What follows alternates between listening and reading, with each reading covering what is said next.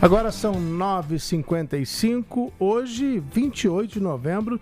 Bom, a gente vai lembrar aqui que um mês atrás estávamos nós aqui, Joana, ainda tentando entender o que acontecia no Rio de Janeiro com aquela mega operação nos complexos da Penha e do Alemão, que praticamente formam uma única comunidade em termos geográficos no Rio de Janeiro. Então vamos fazer o seguinte, vamos conversar com o Rafael Alves, que vai lembrar o que aconteceu e principalmente como está agora, quais são as repercussões e como está a situação hoje por lá. Bom dia, Rafael. Muito bom dia, Rodrigo, muito bom dia, Joana, e para todos os nossos ouvintes. Hoje, então, completando um mês dessa grande operação que aconteceu ali nos complexos da Penha e do Alemão, na zona norte aqui do Rio de Janeiro. E isso tudo, claro, ainda gera repercussões e o governo do estado defende que a operação ainda defende que foi um sucesso e que aquela operação serviu para mudar a forma de combate ao crime organizado aqui no Rio de Janeiro. Mas, claro, os moradores especialistas ainda contestam isso porque o Comando Vermelho continua atuando de forma muito intensa aí nessa região. A gente lembra que no dia 28 de outubro do ano passado, 2.500 policiais militares e civis participaram da operação e o objetivo principal era conter o avanço do Comando Vermelho no Rio de Janeiro, mas também em todo o país, porque, segundo a polícia, segundo o governo do estado, ali funciona o QG da facção e de onde partem todas as ordens para a expansão do Comando Vermelho pelo país.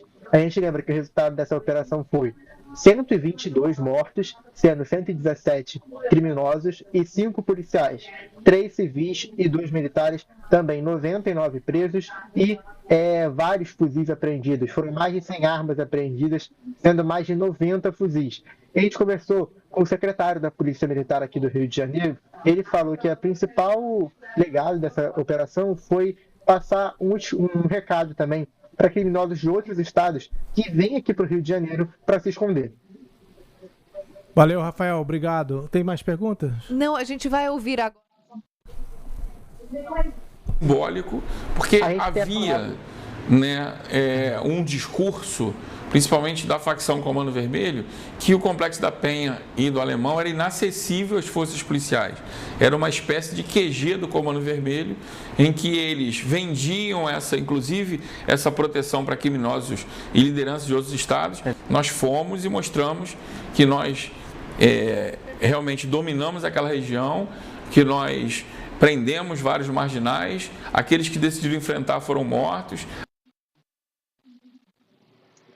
O secretário defende que também, então, tem esse valor simbólico para essa operação. A gente, então, desde essa grande operação que aconteceu, o governo do estado estabeleceu 3 eixos para combater o crime organizado aqui no Rio de Janeiro: a asfixia financeira, a retirada de barricadas e também a apreensão de fuzis. Isso segundo o secretário de Polícia Militar aqui do Rio de Janeiro. Então, desde a operação, o Estado sustenta que isso já tem sido um plano de retomada de territórios. Nessa semana a gente vem falando aqui no programa também sobre a expansão do Comando Vermelho e também sobre a retirada de barricadas. O governo do Estado fez uma iniciativa para retirar essas barricadas aqui do Rio de Janeiro. Então, o objetivo é que isso aconteça até o ano que vem, que todas essas barreiras sejam retiradas. Então, o governo considera que isso também já começou o plano de retomada de territórios que precisa acontecer no âmbito da DPF 635, a DPF das favelas.